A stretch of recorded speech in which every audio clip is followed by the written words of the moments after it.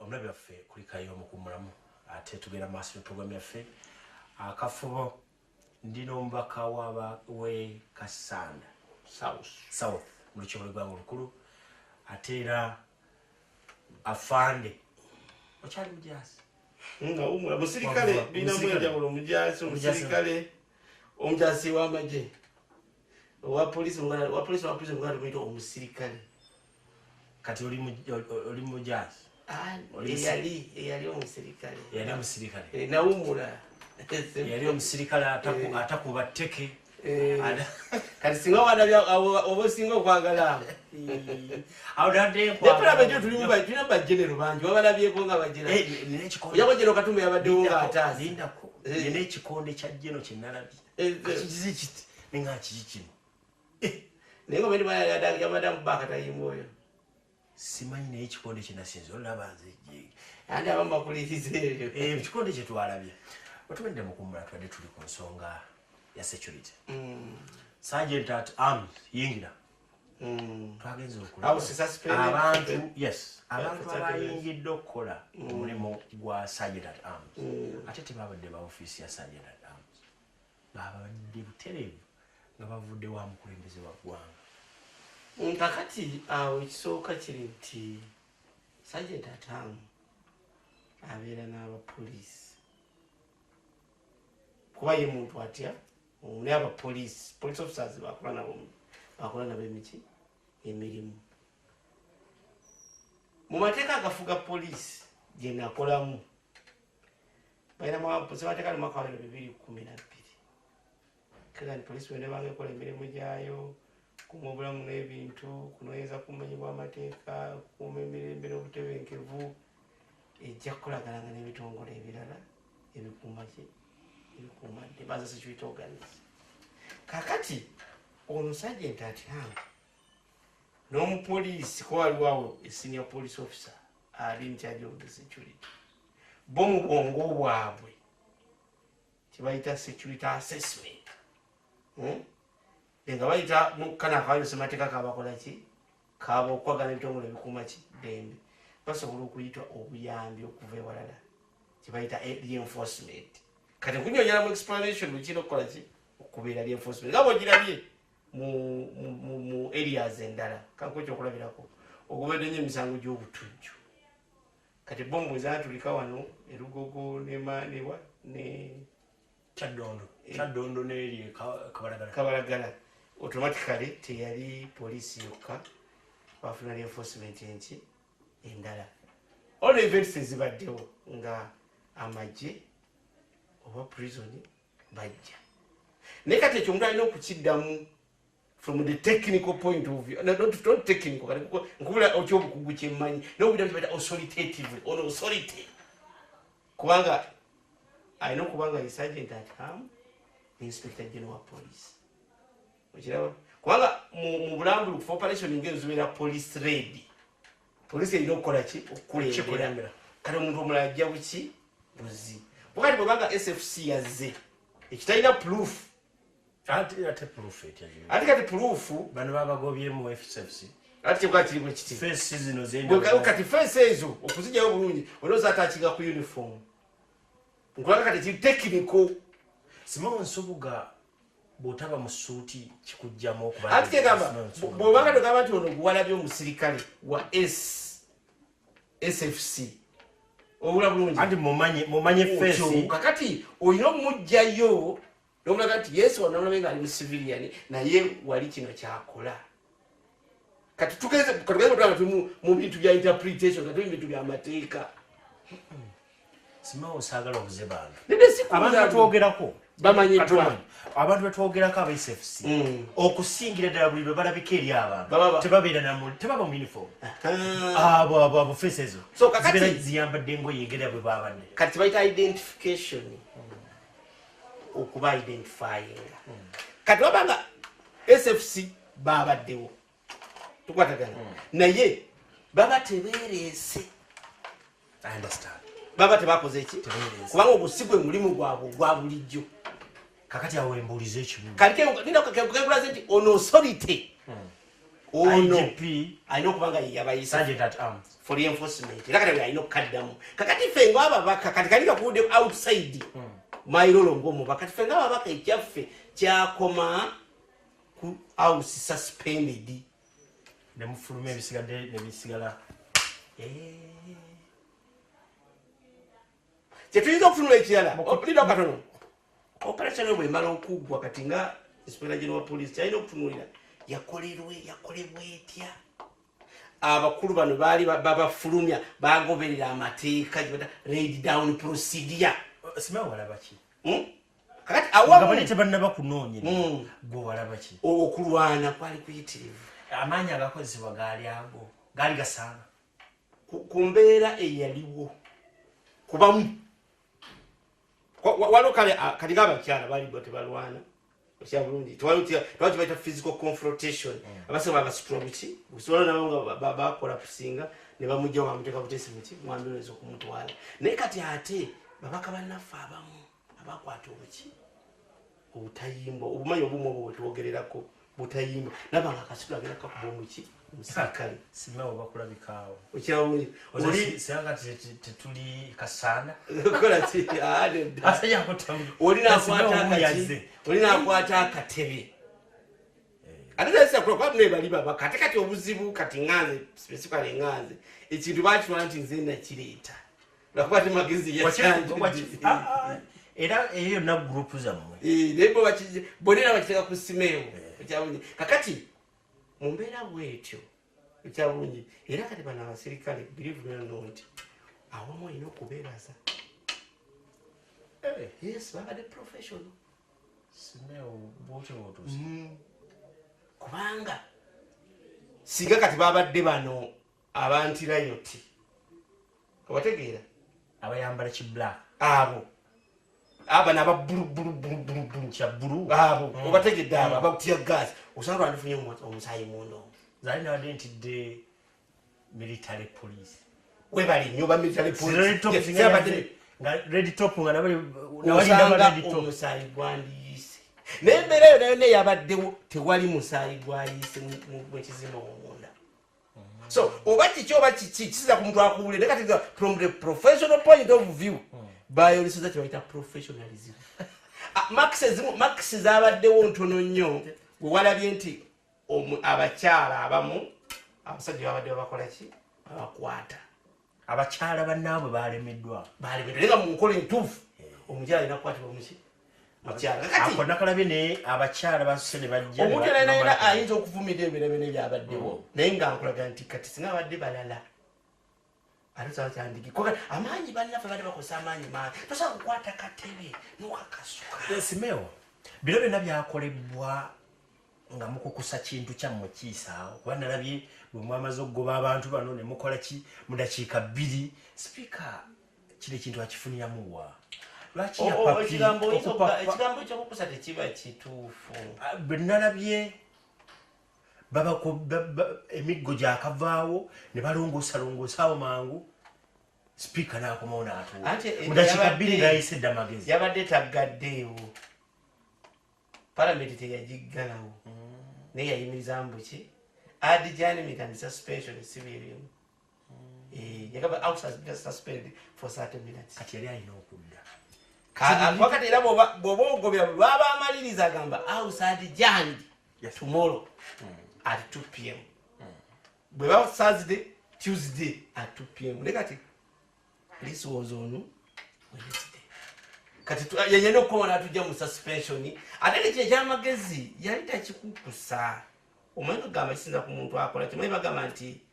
eyakukyawa bawerekera akubanja kakati ekintu kyali kimaze okulabika ku order paper order paper lwe lukangaga ogenda okubeera ebikola ki ebiteesebwa ekirala kyenyinza okubuuzaamu ani kulaga kati magezi omuyita ku lwokusatu jjukira eggulo limu ku lwokubiri kyali kibaddeko ku lukangaga n'akyongerayo bwongezi ani asalawo ku kiki ekirina okujja ku order paper sipiika wa palamenti so si kitabo obuyinza bwe si kitabo yasalawo kwaliwo ekintu kyenawulira ekiteeso ekyokutunuulira constitution yonna nti kyekyasookayo kakati batunuulya ekyokutunuulya constitution yenna nga bwe kiba nga kiyise etteeka lya Simeon liba terikyalina makulu kakati oli kyava akwata lino naga nti kino ekyokutunuulya constitution kyekiba kijja nga kino kimaze kakati kino ekya Simeon kisooke kiyite naye nga kino kyekyasooka ye nsooka lwaki ekubuuza nti ani agamba nti kino kyekiba kisooka tewaliwo ensobi eyakolebwa sipiika yasalawo era omwaka oguwedde ne Robert Kafeerozo ekitoleko we nakifuma baleeta ekiteeso kyabaki kyabalamuzi sipiika yagamba nti kino kyoleese kyogera ku kukyusa ki semateeka gigayagamba kisomeka myaka gy'abalamuzi naye nsaba gavumenti ereete ki ebintu ebirala byonna omnibus bill ebina mu bigasewa ki wamu kakati ekyo wamala okukikola ye nga ataddewo okukola ki okusaba kwe gavumenti n'agirinda kati yakikola mu September last year kati this is September 2017 mwaka muki mulamba kati amateeka agatufuga gagamba omubaka wa palamenti waddembe okuleeta ekiteeso kye ng'akyusa mu ssemateeka kiteesebwako kakati tewali ate sipiika mwaka mulamba gavumenti tereese bw'ayinza kuyimiriza onalebo magezi oba onalebo nsamba obutaleeta kiteeso kye naye njagala tulaba kuba kati abantu bataddewo impression in the eyes of the public nti ekintu kino kyawedde nti bakiyisiza naye nga tekinnaba kyagenze kufumbibwa kakati officially it is on the record of parliament wakati awo si kyangu era wabaddewo olutalo kati now it is a parliamentary document ne ku likodi yaffe gyebya Hansard kukati ku Hansard kwebiri Hansard yakirikodinze kwekiri kyaleetedwa wakati yaweereddwa olukusa leave of parliament agenda aleeta ekiteeso mu bujjuvu bwakyo of which ne wiiki eno ejja agenda kukiwanjula Simeon olowooza lwaki ekiteeso kino ekirungi ennyo kimuleetera bannayuganda ng'ate mwe muli mu buyinza tekyayita mu cabinet lwaki ejjanga private members bill anti kaera kaleke nkulaze nti omubaka wa parliament oyinza okuyita private member atali minister lwaki si minister anti kati kingamba kwakati ekyo kakati ebyo bikolebwa bano nkulaga ate ekyo omuntu yandina okukiddamu ye Anthony General sigwe oba otafiire gobadde ovuga kintu kyo Kahindo tafiire lwaki toleeta kubanga actually that is his docket minister ye n'okuleeta naye ate kati omubaka individual member temutagibwako ddembe lirimuweebwa okubeera ng'asobola oleeta ekintu Simeon olowooza SFC eno teyayongedde kuleeta mukulembeze wa ggwanga mu mbeera ey'okulumba palamenti nga bwe kyalabibwako emabega amasiga 3 kadala nti palamenti ebadde esigadde naga nti kooti Black Mamba ebiseera wali omwogezi wa poliisi wali Kyambogo abasajja ne balumba kooti ne bagisala olwaleero amagye agakuuma tetuganye twakkiriza nti special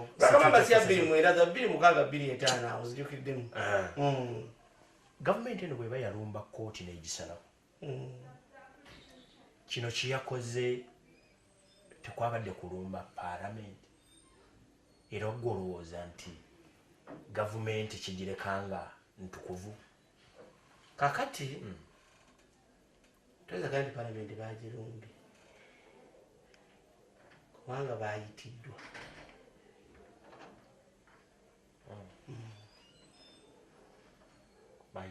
kwa sipiika kiri ku likodi kwe Sergeant Atam please ebintu bino sipiika tunyonyole ebintu bino sipiika abimanyako ebyaki kuba oyogera ku kyokuyitibwa alaba ayagala okumanya sipiika kino yakibaddemu siina bwe muteekamu kubanga saabaddeyo mu lukiiko naye kyegezaako okulaga nti ono omusirikale avunanyizibwa ku palamenti ng'alinawo n'abapoliisi bamuwadde obuyinza akoleki afulu yaleese baani okyabulungi yabajjeewa ebyo abalina obikolaki okubiddamu tekinikale naye nga kaba sipiika kubanga bagamba nti balumbye kiyinza okwawukanako nekiri kubanga noza bali bagenda kukwata basuspect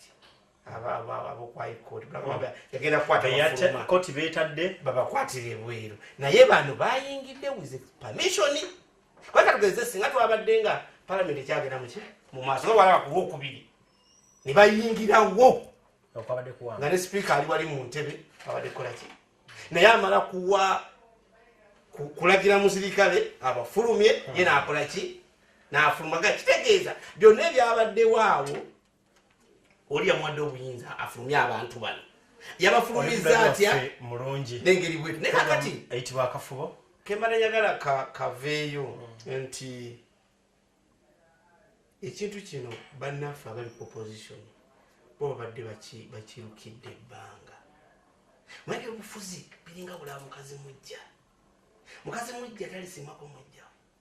era baga to inflict pain kati bano yetageti yabwe yadde to inflict pain okulaga oza babakosezza walina bye babakosezza in terms of image itosa kirulenga out image especially wano nebweru naddala wabweru wakati gowawano okimanyi era gowawano okimanyi nti kwabaka 25 abamu bafulumye naye bamumya mutwe abalina ebigere wabali biki ebirala ne basigalawo naate nakino nze kyenakulaze kyenalabye era kyenagala njogere nga ndi mu kamera nekyabadde okulokusa kiraga nti enaalemu ekyaliwo wano enaalemu ne president Museveni bakyafuga eggwanga lino baweeyo ebbanga eriwerako awo ge mazima oyinza okutagaagala kubanga kati bw'olaba omusajja nga Honorable Robert Kyagulanyi Ssentamu Bobi Wine soka n'agenda ku likodi nti nasuze kamwokya kati bw'oba omumanyi bulungi nga kyategeeza okusula ekamwokya gukyo kitegeera bulungi sagala kukiddamu kamwokya anti geto nedda kati otogera kamwokya esebo Simao Nsubuga TV eno woyo eri kamwokya ne kamwokya aliwo enjawulo ngamba wali wansi tuwete mutuka wansi kamwokya esebo teina mutawana olina obuzibu bwofunyengo gya nedda siina muto nikyegeza okukulaga nti kati ye ebyafaayo bye ne kamwokya soka olindeko katono kamwokya okulabirako sinagamba nti nva Myanzi amanyi simewo olina okuba amanyi ebyafaayo byange nekyalo Myanzi oba okitegeera kale yagambye nasuze kamwokya kati omuntu asuze kamwokya omanye embeera gy'alimu kakati najja n'omulaba ng'akutte akatayimbwa akagalulira minisita nakwata obutebe n'abukasuka alinnye waggulu kati wali bwe twali tujja mu palamenti tetwajja ku bino bya golola omanyi bulungi kakati tosobola tegamba nti ogenda kufuga bannayuganda tekisoboka Simao Nsubuga bali babaka banno musisinkana bwe muva ku debate wali ne musisinkana mu nkuubo waliwo ne ka video ke nalaba omu ng'aga nti Simeo sikyakutaasa kakati abasajja aba opposition naye bwe mudde ebweru museka magezi kigoowa abasajja abo kakati ebintu bino ekisooka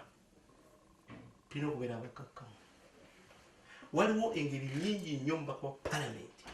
kyosobola okukyalenjinga okusazaamu oba okulemesa ekiteeso kiba kigenda maaso mu palamenti ng'oyita mu makolero amateeka naye nga tosobola kukolawo olwa kyoyinza okuyita oliganizimu sagale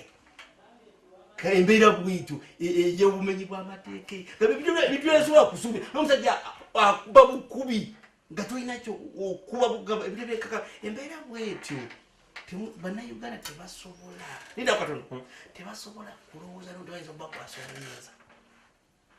Simao Nsubuga nga tumaliriza olowooza bwe wali okuba ebirayiro wakuba birayiro kukuuma constitution esebo olowooza constitution ogikuumye yes kubanga constitution gye nakuuma gye nalayira okukuuma erimu akawaayiro 259 erimu 260 261 ne 262 inawe kakati buno bulaga nti ssemateeka bweyagala gikwatako ogikwata otya era ogikwatawa era mwoyita kakati bwembanga ddala nagirayira ngikuume nga nina wano banga nti nze gozza okukuuma bwe bayagala kunkwatako nkwata wano era onkwata bwoti kakati ebigambo byasibwa biriwe biti kakati kino kyemwalabye wiki ejja oba wiki ezinaddako kikyajja yes neda okujja okuddamu okulwana simanyi nti wiki ezigenda okuddako awo onabula fayini magezi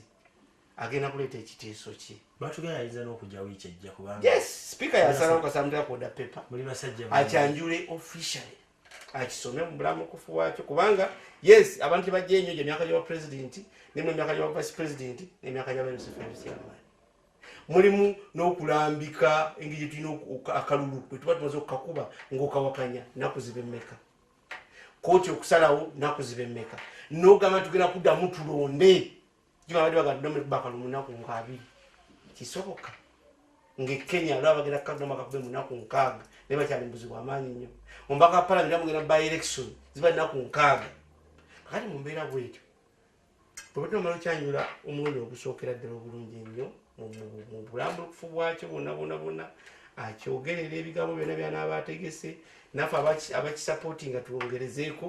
kigenda genda mu kakiiko ka palamenti akamateeka legal affairs committee kakati mu kaseera ako naffe tugenda mayi speaker gyekwera kyogedde nako nti ekiteeso kikwata ku bannayuganda bonna nja kubasaba muddeyo mugende mubakole ki mubeebuuzeeko tukwatagana kati bo bannayuganda batubuulire kiki ekiriwo kijja ku mulundi ogwokubiri kikubeko akalu kalaba 2 babaka nga 3 n'okusoba balina okuba nti bakisemba mulundi ogwokubiri n'omulundi ogwokusatu lyoko erifuuka etteeka omulabi waffe wa programu akafubo njagala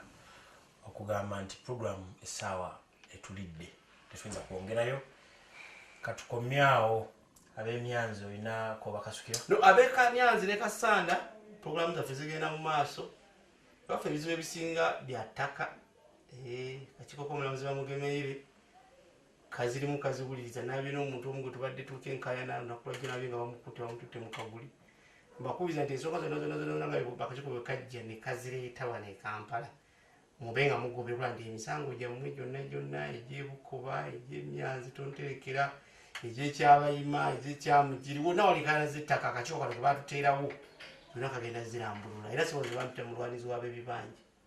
ennaku zonna nula mayiro z'ettaka 3.5 bali bagenda gobako bantu honorable webale kujja nze twa mukiibi okugambe n'akafubo mbadde ne honorable Simewo Nsubuga Muwanga Simewo Muwanga Nsubuga afande Simewo Nsubuga Muwanga wana mukafalo kati afande Simewo naye nga amanya nzogamba kale buli afande Simewo Muwanga Nsubuga akiikira abantu b'e Kasanda eyo Maserengeta mu lukiiko lw'eggwanga olukulu mubeere bulungi.